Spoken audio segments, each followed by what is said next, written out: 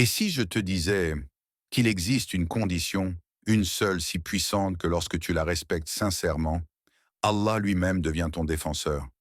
Pas un ami, pas un allié, pas une stratégie humaine. Allah.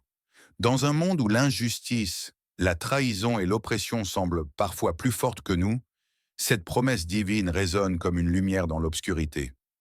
Mais cette promesse n'est pas donnée à la légère. Es-tu prêt à entendre cette condition? 1. La condition oubliée. Allah nous rappelle dans le Coran une vérité fondamentale. Ô vous qui avez cru, si vous portez secours à Allah, il vous portera secours et raffermira vos pas. Cette condition est simple en apparence, mais profonde dans son sens. Soutenir la cause d'Allah.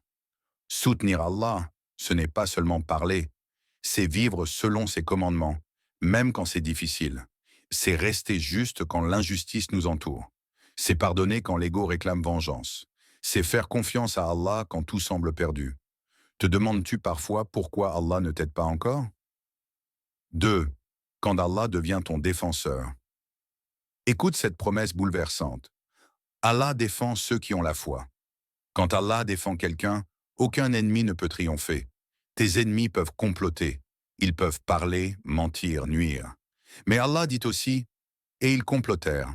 Mais Allah aussi complota. Et Allah est le meilleur des stratèges. As-tu déjà confié ton combat à Allah ou combattras-tu encore seul? 3. Une histoire qui touche l'âme. Il est rapporté qu'un homme fut injustement accusé et rejeté par les siens.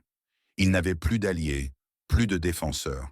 Au lieu de chercher vengeance, il leva ses mains vers le ciel et dit « Ô Allah, tu es mon seul protecteur. » Les jours passèrent, et sans qu'il n'intervienne, la vérité éclata. Ses accusateurs furent confondus, et Allah rétablit son honneur.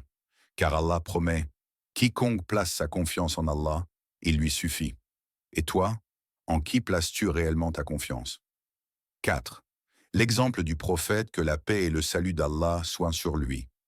Le prophète Muhammad, que la paix et le salut d'Allah soient sur lui, fut insulté, persécuté, rejeté.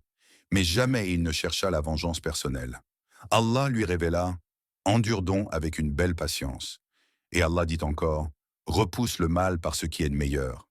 Résultat, ses ennemis devinrent, parfois, ses plus fidèles compagnons. Et si ta patience était la clé de ta victoire?